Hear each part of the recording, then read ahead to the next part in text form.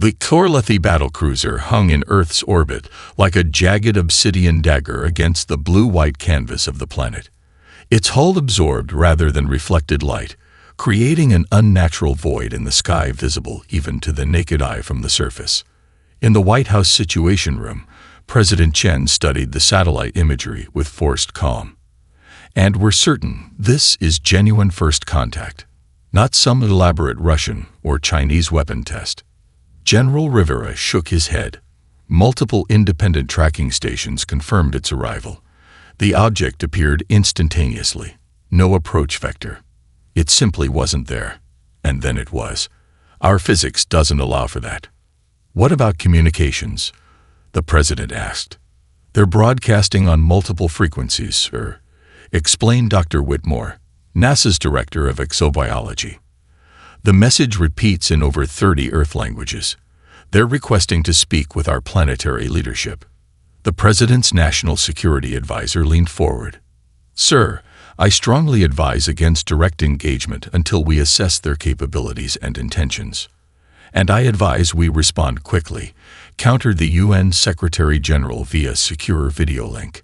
"If they can translate our languages, they've been studying us." Hesitation might be interpreted as hostility or fear. President Chen nodded thoughtfully. "We need someone who understands both diplomacy and tactical thinking, someone who can read the situation if it turns hostile." He turned to General Rivera. "You mentioned a candidate in your preliminary report." "Major Elena Reyes, sir. Combat pilot with 15 years of service, including 3 tours in conflict zones. She's also got a PhD in linguistic anthropology and served as military attaché to the UN for 2 years. Most importantly, she scored in the 99th percentile for adaptive problem-solving under pressure." On the main screen, an image appeared of a woman in her late 30s with keen eyes and a composed expression that suggested both intelligence and resolve. "Where is she now?" asked the president. "Already en route to Andrews, sir. The Joint Chiefs anticipated your approval." 12 hours later, Major Rice sat in a modified military shuttle climbing through the stratosphere. The small craft had been hastily equipped with additional communications equipment and sensor arrays. "Comms check," she said, adjusting her headset. "Reading you 5 by 5. Major, replied the mission controller from the secured facility beneath Cheyenne Mountain. "Remember, this is strictly information gathering. Establish communication, assess their technology and intentions, then withdraw. Do not make commitments on behalf of Earth governments." "Understood," Rise replied, watching the blue sky darken to black as stars emerged. "Though I suspect our visitors may have their own agenda." The shuttle's warning system chimed as a tractor beam locked onto it.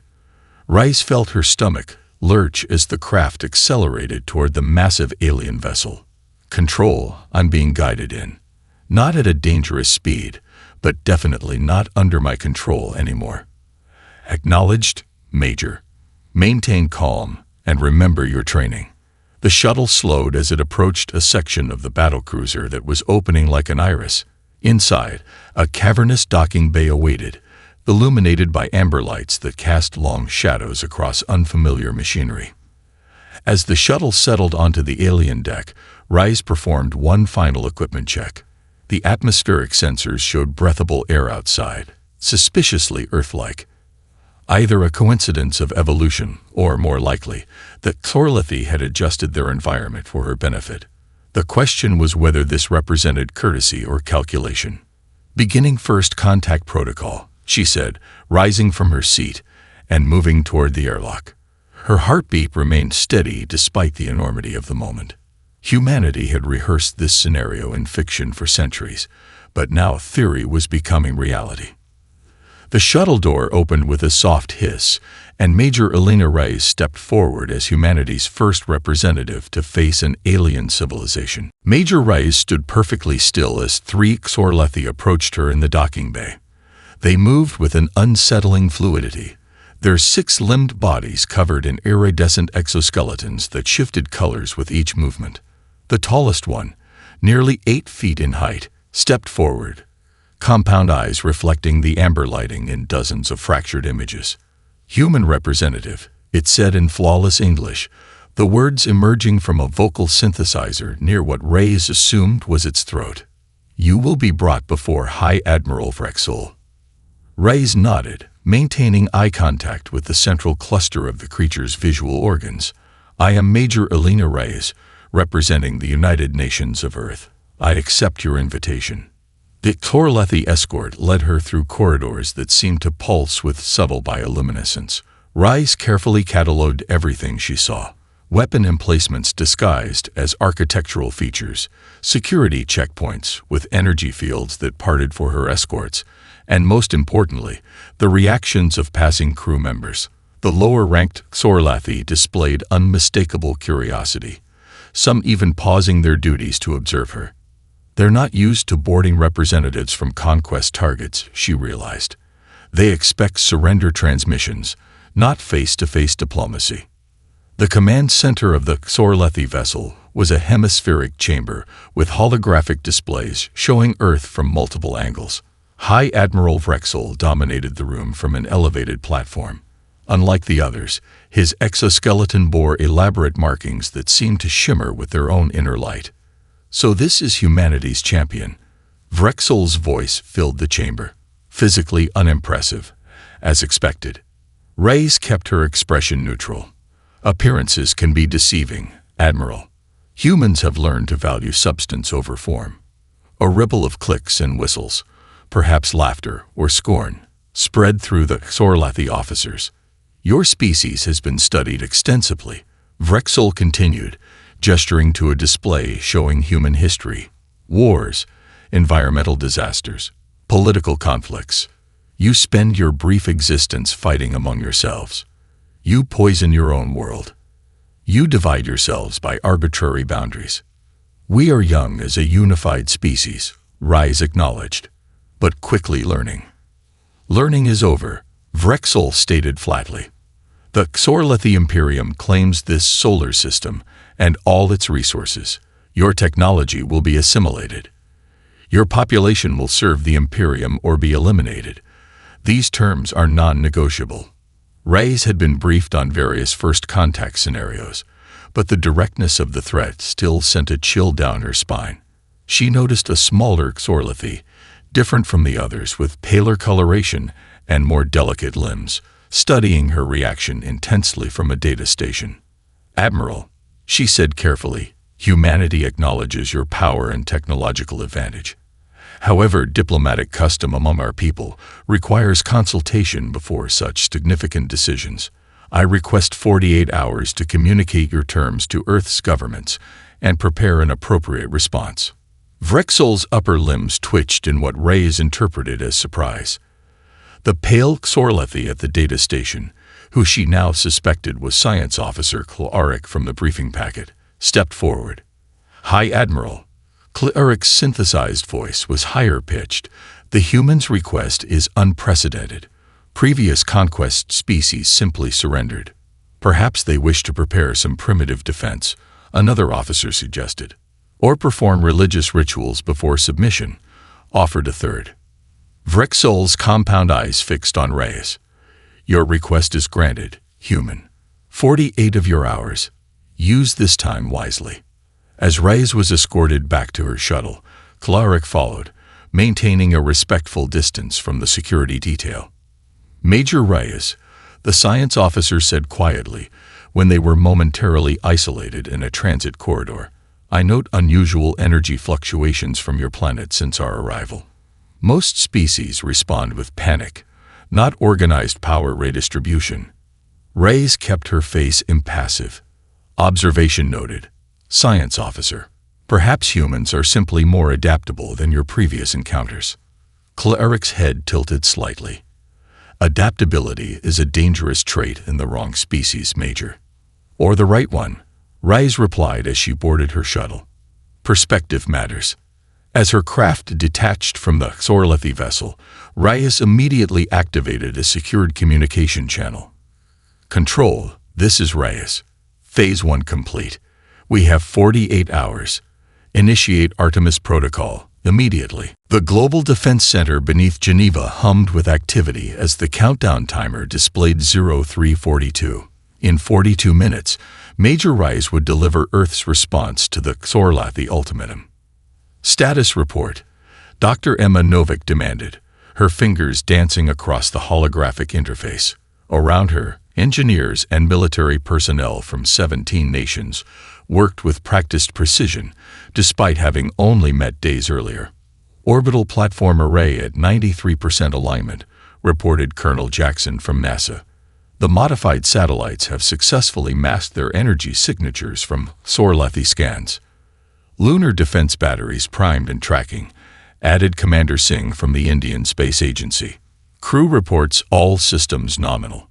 Dr. Novick nodded, then turned to the central display where the most crucial component of Earth's defense glowed in blue wireframe. The Aegis grid, decades of classified research into quantum field manipulation, originally developed to shield cities from nuclear attacks, had been rapidly adapted into a planetary defense system. The grid can't sustain more than 3 minutes of concentrated fire, she reminded the team. After that, the power requirements will overload our distribution network. 3 minutes is all we need, said General Winters, observing from the commander station. If they follow standard military doctrine, they'll launch a demonstration strike before committing to a full attack. That's our window to show them we're not defenseless. On the Xorlathi battlecruiser, High Admiral Vrexel watched the countdown with growing anticipation. Beside him, Science Officer Claaric continued monitoring the unusual energy fluctuations from Earth. High Admiral, I must again emphasize these readings, Claaric insisted, displaying a comparative analysis. The humans have activated something since our arrival. The power signature doesn't match any technology we've seen from their public infrastructure. Your concerns are noted, Vrexel replied dismissively. But even if they have some hidden defensive capability, it cannot possibly match our weaponry. No pre-FTL civilization has ever. Incoming transmission from Earth, announced the communications officer. Major Reyes appeared on the main screen, now dressed in a formal military uniform bearing the newly created United Earth Defense Force insignia. High Admiral Vrexel, she began, her voice steady. I return with Earth's response to your terms. I trust you've prepared a suitable surrender ceremony, Vrexel said, mandibles clicking with amusement. On behalf of all nations of Earth, we must respectfully decline your offer, Reyes stated firmly. We propose an alternative. Withdraw from our solar system immediately, or we will demonstrate why our isolation in this sector was a deliberate choice, not a limitation. Silence fell across the Xorlathi command center.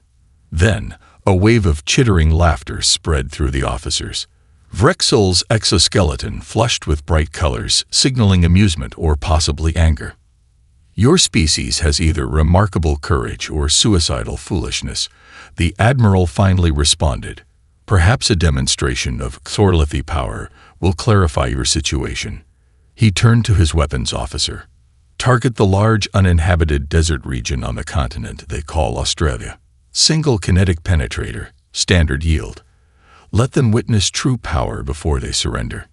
Targeting complete, the weapons officer confirmed. Firing solution plotted. On Earth, alarms blared through the defense center as sensors detected the Xorlathi weapon powering up. They're targeting the Gibson Desert, called out the Australian liaison. Minimal population centers within 300 kilometers. They're testing our response, General Winters noted, just as predicted. Dr. Novick took a deep breath. Activate the Aegis grid, Sector 14. Divert power from Asian and European grids to compensate for the drain. Across the planet, lights dimmed momentarily as massive power reserves channeled into the hidden defense system. In orbit, dozens of disguised satellites adjusted their positions by fractions of degrees, creating an invisible web of energy above the target area. The Xorlathi kinetic penetrator, a dense metal projectile accelerated to near-relativistic speeds, streaked toward Earth. As it entered the upper atmosphere over Australia, it encountered the Aegis field. For a brief moment, the air shimmered with blue-white energy, and then the projectile simply ceased to exist, converted entirely to harmless radiation that dissipated into space. On the battlecruiser's bridge, warning systems blared as sensors registered the unexpected energy surge. "Impossible," whispered Vrexel, his confidence shaken for the first time. No pre-FTL species could neutralize a kinetic penetrator. Cleric moved quickly to analyze the readings. The humans have developed some form of matter-energy conversion field. This technology shouldn't be possible with their current scientific understanding. Major Ray's face reappeared on the communication screen, her expression unchanged. "That was your only warning shot, Admiral. The next hostile action will be met with a proportional response." High Admiral Vrexel paced the command deck of his damaged vessel, now stationed safely beyond Luna's orbit. The retreat had been humiliating, ordered not by choice but necessity after the humans deployed their stealth craft against the battlecruiser's external systems. "Damage assessment," he demanded, his exoskeleton now a muted gray reflecting his mood. "Primary weapons array offline. Long-range communications compromised. Sensor grid operating at 40% capacity," the systems officer reported. "Estimated repair time with current resources, 36 hours for basic functionality." Vrexel turned to Science Officer Cleric. "Your analysis of their technology." Cleric's manipulator appendages danced across multiple holographic displays. "Puzzling inconsistencies, High Admiral. Their defensive field employs principles similar to theoretical models developed by the Voth Collective. Technology the Imperium itself has failed to successfully implement. Their stealth vessels use hull materials that shouldn't be possible without molecular manufacturing capabilities. Yet they haven't developed faster-than-light travel." Vrexel's mandibles clicked in frustration. "Correct. Their public infrastructure remains primitive. It appears they've dedicated extraordinary resources to defensive technology while neglecting other advancements." Cleric paused. "A highly unusual development path, almost as if they were specifically preparing for this encounter."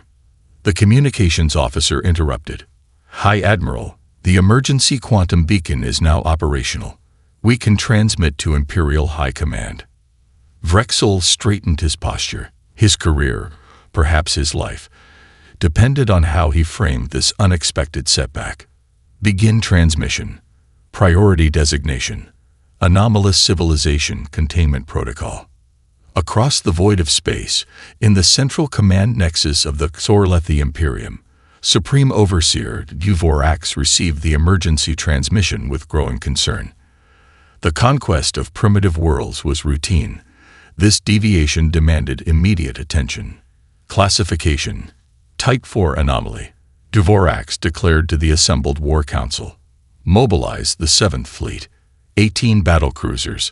Full support complement. Fleet Commander Zivorix, a veteran of 12 successful planetary subjugations, stepped forward. "Supreme Overseer, with respect, is such force necessary for a pre-FTL species?" Dvorax projected the sensor readings from Vrexel's encounter. "This is not a standard conquest. These humans have somehow acquired advanced technology without progressing through normal development stages. Such anomalies must be thoroughly investigated, then eliminated." On Earth, the Planetary Defense Council convened in the underwater facility beneath Singapore. Representatives from every major nation studied the holographic display of the retreating Xorlethi vessel. "Our first engagement was successful," General Winters reported, "but intercepted communications indicate they're calling for reinforcements. Many more ships, much greater firepower." President Chen frowned. "Can our defense grid withstand a concentrated attack from multiple vessels?" Dr. Novak's expression was grim. "Not for long. The Aegis field requires enormous power. We barely managed to deflect a single projectile. Against a fleet." She shook her head. "Then we need to adapt faster than they can respond," Dr. Sanjay Kapoor said, stepping forward. The lead scientist of the Artemis Protocol manipulated the holographic display to show detailed scans of the Xorlethi vessel. Every interaction provided invaluable data. He continued, highlighting specific sections of the alien craft. Their weapons taught us their offensive capabilities. Their countermeasures revealed their defensive principles. I propose implementing Project Prometheus, using their own technology against them. He projected a timeline. 3 weeks. That's how long before their reinforcements arrive, based on the light-speed communications we intercepted. 3 weeks to adapt and prepare. Major Reyes, recently returned from the space encounter, studied the alien schematics. Their exoskeletons appear to protect against energy weapons, but they're vulnerable to certain sonic frequencies. Their ship systems rely heavily on quantum entanglement for coordination, potentially creating a central point of failure. Can we reverse engineer their technology that quickly? Asked the Chinese premier skeptically. Dr. Kapoor smiled for the first time since the crisis began. Conventional development cycles? No, but we don't need to understand everything, just enough to exploit weaknesses. And we have something the Thorlithi clearly lack. What's that? Asked President Chen. Creative adaptation under pressure, Dr. Kapoor replied. They follow established protocols. We improvise. They conquer. We survive. And right now, every scientist, engineer, and military strategist on Earth is focused on a single goal. The Council authorized Project Prometheus with unprecedented anonymity. As the meeting adjourned, Dr. Kapoor approached Major Reyes. The next 3 weeks will determine the fate of our species, he said quietly. Reyes nodded. Then we better get to work. Fleet Commander Zivrix stood on the observation deck of the command vessel, watching as the Armada emerged from hyperspace at the edge of the Sol system. 18 battlecruisers, each 5 times larger than the ship Vrexel had commanded, formed a precise geometric pattern. Dozens of support vessels, troop carriers, resource extractors, and specialized weapons platforms flanked the main battle group. The largest punitive expedition in 50 cycles, noted Sub-Commander Teklath with evident pride. These humans will witness the full might of the Imperium before their extinction. Zivrix's exoskeleton rippled with cautionary colors. Do not underestimate this species. That was Vrexel's error. With respect, Commander, one primitive planet cannot stand against this fleet, regardless of whatever defensive anomalies they possess. Perhaps, Zivrix responded, studying the distant yellow star. Nevertheless, we will proceed with caution. Deploy scout vessels to probe their defensive capabilities before committing the main force. 6 sleek reconnaissance craft detached from the fleet, accelerating toward the inner solar system. Each carried advanced sensor arrays specifically calibrated to detect and analyze the energy signatures observed during the first encounter. Hours passed. No scouts returned. Communication status.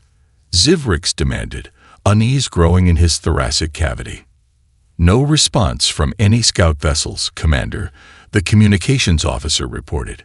Last telemetry showed them approaching the orbital path of the gas giant they called Jupiter. Then, nothing. Zivrix's compound eyes narrowed. Analysis. Science Overseer Malvik, who had replaced Klarek for this mission, examined the data. Inconclusive. No energy discharges detected that would indicate weapons fire. No distress signals transmitted. They simply disappeared. A scanner malfunction, suggested Teklath. 6 simultaneous malfunctions. Unlikely. Zivrix's decision came quickly. Advance the fleet in defensive formation. Full sensor sweep. All vessels maintain quantum-linked communications at all times. The Thorlithi Armada moved forward cautiously, passing the boundary of the outer solar system. As they approached the gas giant Neptune, sensors detected unusual energy readings. Origin, demanded Zivrix. The planet's moon. Triton, Malvik reported with confusion. But geological surveys indicate it should be a frozen, geologically dead world. On Triton's surface, in a facility carved deep beneath the nitrogen ice, Dr. Helena Chen monitored the approaching fleet. Around her, a multinational team operated equipment that had been assembled in mere days using modified submarine construction techniques adapted for vacuum environments. They detected our gravitational maskers, she reported to the command center on Earth. Phase 1 complete. They're altering course exactly as predicted. The Xorlathi fleet, observing the unexpected energy signatures, adjusted their trajectory to maintain distance from Neptune and its moons, plotting a course that would take them through the scattered disk region of the outer solar system. Gravitational anomalies ahead, reported the Xorlathi navigation officer as they entered the region. Readings suggest dense asteroid concentrations not shown in our preliminary surveys. Defensive positions, ordered Zivrix. Activate deflector screens. As the fleet maneuvered cautiously through the seemingly dense field, small objects detached from what appeared to be ordinary asteroids. These objects, no larger than shuttlecraft, drifted toward the Xorlathi vessels, their minimal energy signatures registering as insignificant on alien sensors. In the Lunar Command Center, Major Rise watched the tactical display with intense focus. Minefield deployment successful. Phase 2 initiated. The seemingly innocuous objects, thousands of them seated throughout the outer solar system during the 3-week preparation period, silently attached themselves to the hulls of various Xorlathi vessels. They didn't explode or attempt to breach the powerful shields. Instead, they began executing their primary function, targeted electromagnetic disruption of specific external systems. On the Xorlathi command vessel, alarms began sounding. Multiple systems experiencing interference, reported the engineering officer, confusion evident in his voice. External sensor arrays on all vessels reporting degraded functionality. Navigation systems showing inconsistent readings. Source: demanded Zivrix. Unknown, Commander. No weapons fire detected. No significant energy signatures that would indicate attack. Zivrix felt the first stirrings of genuine concern. These humans don't fight like any species we've encountered before, he muttered. Continue advance. Adjust course toward the 4th planet. We'll establish orbital superiority there before proceeding to the target world. The Xorlathi fleet approached Mars with diminished sensor capabilities, but still formidable weapon systems. From his command chair, Zivrix studied the red planet with growing suspicion. Initial scans showed minimal activity, a few research outposts and mining operations consistent with a developing civilization. Yet something felt wrong. Magnify that region, he ordered, indicating a section of the northern hemisphere. The display zoomed in on what appeared to be standard human habitation domes. Except, those structures weren't built for habitation, Zivrix realized. The atmospheric seals are excessive. The power conduit's too large. Before he could order further analysis, the structures began to transform. Massive panels slid away, revealing devices unlike anything in the Xorlathi tactical database. Within seconds, waves of quantum interference erupted from the Martian surface, engulfing the fleet. On the Xorlathi vessels, chaos erupted as ship-to-ship communications collapsed. Quantum entanglement field destabilized, reported the communications officer, mandibles clicking in distress. All ships isolated from the command network. Zivrix fought rising panic. Quantum-linked communications were the backbone of Xorlathi battle coordination. Each ship and officer connected in a perfect hive mind of tactical information. Without it, they were forced to rely on primitive directional transmissions easily intercepted or jammed. All vessels, maintain formation, he ordered over conventional channels. Target those Martian installations and eliminate them. The order was acknowledged by fewer than half the fleet. The rest, unable to receive coordinated instructions, began taking independent action, some maintaining position, others advancing toward Earth, a few even retreating to safer distances, exactly as humanity had planned. In a hardened bunker beneath Olympus Mons, Colonel Tanaka watched the Xorlathi fleet's formation disintegrate with grim satisfaction. Phase 3 complete. The fleet is fragmented. Quantum isolation holding. Launch window optimal, confirmed his tactical officer. Earth deployment stations report ready status. Colonel Tanaka opened a secure channel to the Lunar Command Center. This is Mars base. We have successfully divided their forces. The enemy is temporarily unable to coordinate. Earth may begin Phase 4. On Earth, in launch facilities hidden beneath the ocean floor, within mountain ranges, and under polar ice, final preparations were underway. The delivery systems, humanity's most audacious technological leap, were loaded into launch tubes. Major Rice addressed the assault teams via holographic projection, her expression solemn. You represent the best of humanity. Soldiers, engineers, scientists, and specialists from every nation. What you're about to attempt has never been done in human history. You will board alien vessels, secure critical systems, and gather intelligence that may save our species. She paused, looking at the determined faces before her. Remember your training. Trust your equipment. Protect your teammates. Earth stands with you. In orbit around Mars, Zivrix made a desperate decision. All vessels, concentrate fire on Earth's defensive grid. Maximum yield. We must overwhelm their shields before they can respond to our disarray. The Xorlethi ships that could still receive his commands unleashed a devastating barrage toward Earth. Energy weapons, gravitational distortion fields, and kinetic projectiles streaked toward the blue planet. Earth's defensive grid activated, the Aegis field shimmering into visibility as it absorbed the initial assault. For 90 seconds, the shield held perfectly. Then, as Dr. Novak had predicted, power fluctuations began to appear. Grid stability at 78% and falling, reported a technician in the Geneva Command Center. Projected breach in 40 seconds. Dr. Novak allowed herself a tight smile. Right on schedule. Inform the assault teams. Launch window opening in 30 seconds. Across Earth, launch facilities activated simultaneously. From the ocean depths, the sky filled with what appeared to be conventional missiles, until they reached low orbit and split open to reveal their true purpose. Each delivery system contained not explosives but boarding pods designed using principles adapted from the Xorlethi's own technology. These devices bypassed the aliens' defensive shields by exploiting a vulnerability observed during the first encounter.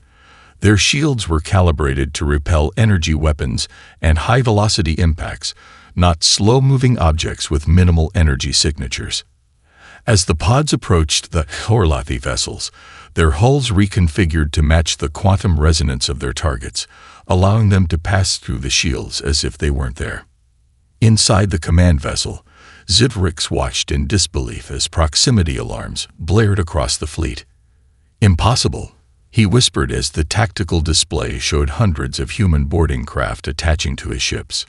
No pre-FTL species could adapt our shield technology so quickly. The first explosions echoed through the hull as breaching charges detonated, and the sound of combat drew closer to the bridge.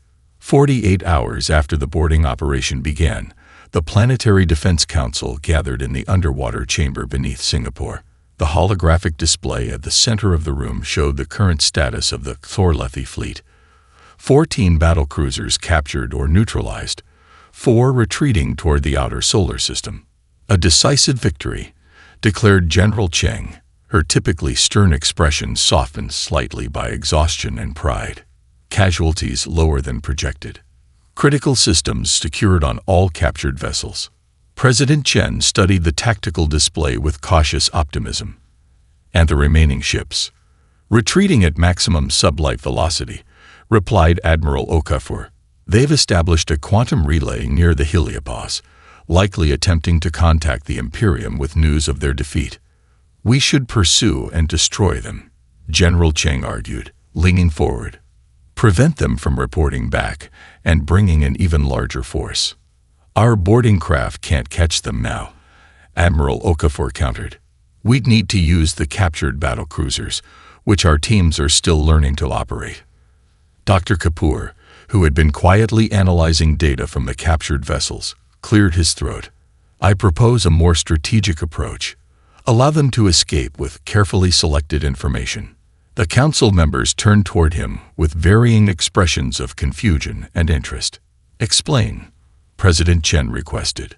Dr. Kapoor manipulated the holographic display, bringing up analysis of the Xorlathi databases.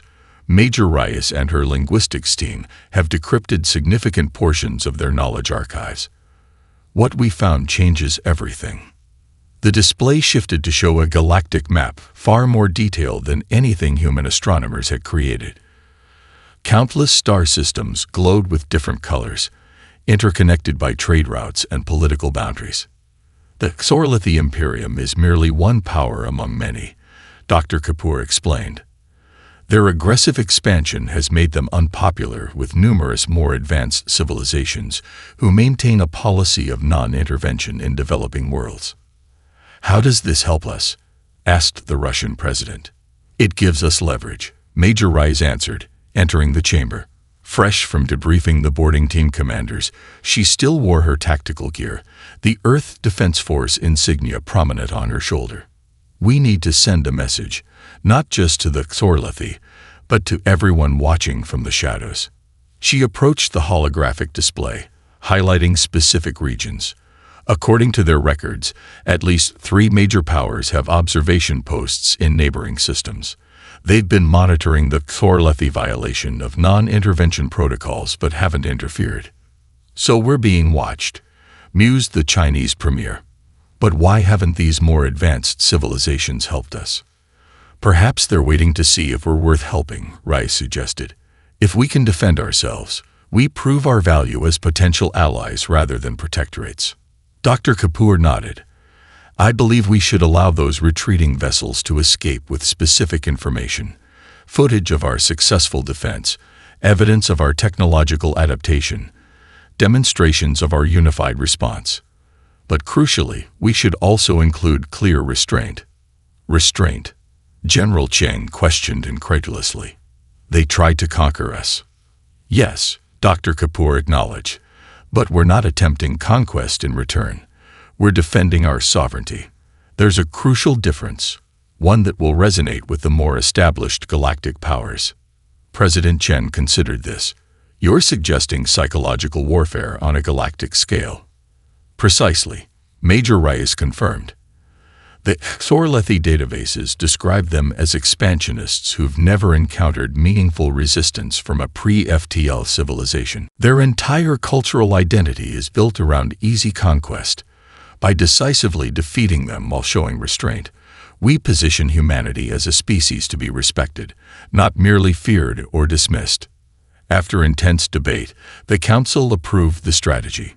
Using the captured communication systems, Earth prepared a transmission to be broadcast across frequencies known to be monitored by spacefaring civilizations.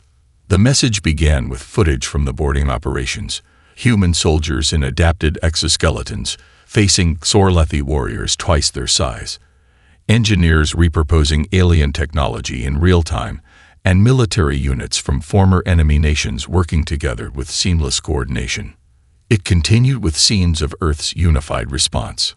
Scientists from dozens of countries collaborating on defensive technologies, political leaders setting aside long-standing conflicts to face the common threat, and civilians volunteering for dangerous but necessary roles in the planetary defense.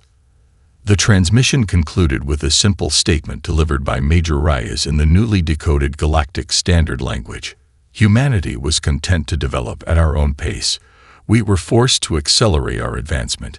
Remember this before challenging Earth again. As the message streamed toward the stars, the Council turned to their next challenge, integrating the captured alien technology into Earth's defenses before the Imperium could respond.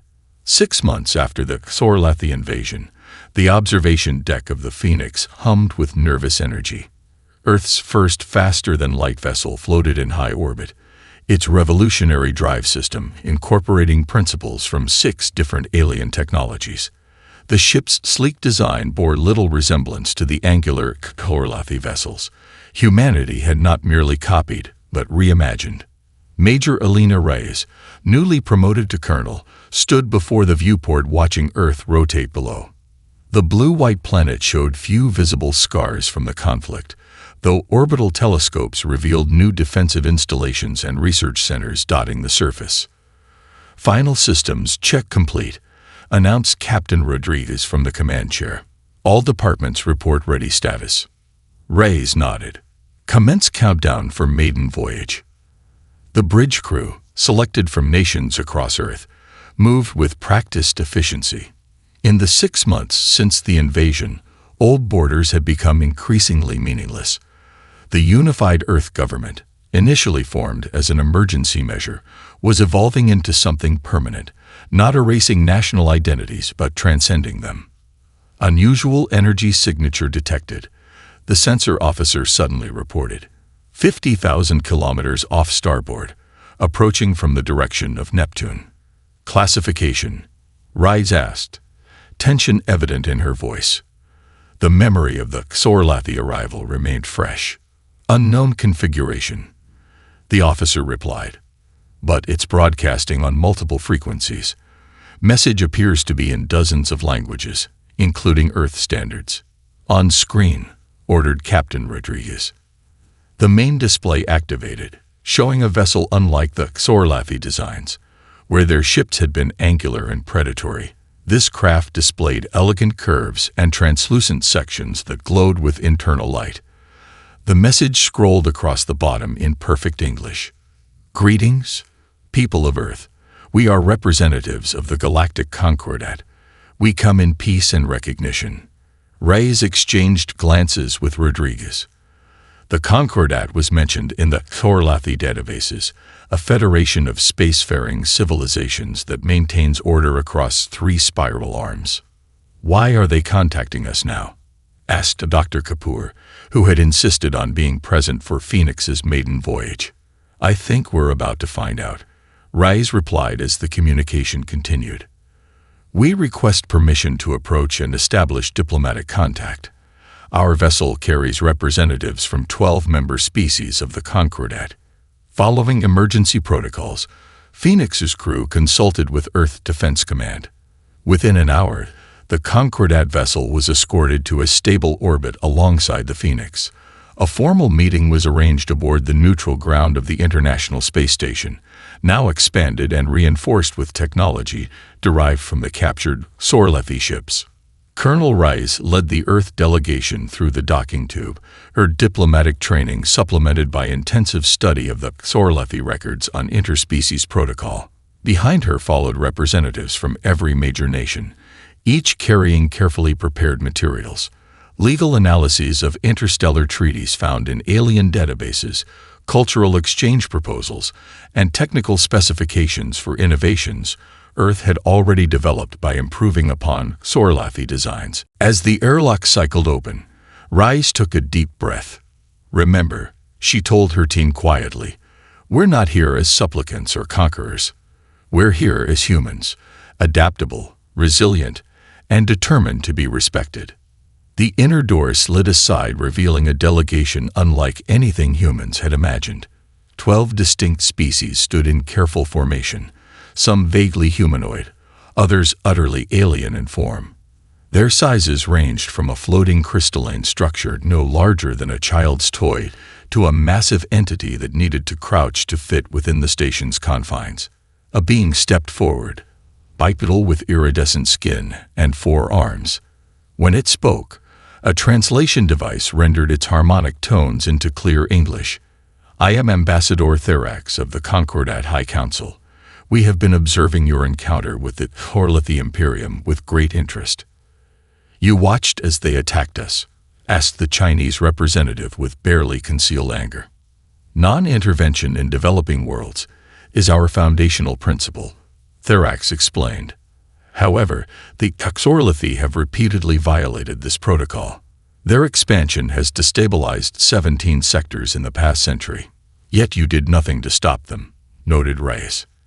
"Until now, no emerging species has ever delivered such a decisive response," Therax replied, a ripple of color passing across its skin in what might have been admiration. "The Concordat extends an invitation not out of charity, but recognition. Humanity has earned its place among the stars through its own merit." The ambassador gestured to its companions. We bring knowledge, trade opportunities, and a formal offer of membership in the Concordat, not as a protectorate, but as a full participating civilization. As the diplomatic discussions began in earnest, Reyes noticed something in the body language of the alien representatives, translated by hastily developed software. Beyond the formal diplomatic courtesy, there was a hint of something unexpected, cautious respect. Somewhere in the vastness of space, former Admiral Vrexul, now demoted to a minor administrative position, completed the final report on the Sol incident before it would be sealed in Sorlathi archives. The conclusion was simple yet profound. Initial assessment catastrophically flawed. Humans are not primitive bipeds with limited technology. They are the most adaptive species we have ever encountered, dangerous not for their physical attributes, but for their unparalleled ability to learn, improvise, and overcome. The Imperium's greatest error was not underestimating their current capability, but failing to recognize their potential. He added a final recommendation before transmitting the report. Sol system to be designated exclusion zone, maximum hazard. No Sorlathi vessel to approach without direct authorization from Imperial High Command. As Vrexul filed the report, he didn't know that across the galaxy, dozens of civilizations were already adjusting their assessments of the small blue planet and its remarkable inhabitants. Humanity had announced its presence to the stars not with a whisper, but with a demonstration of exactly why they should never be underestimated again.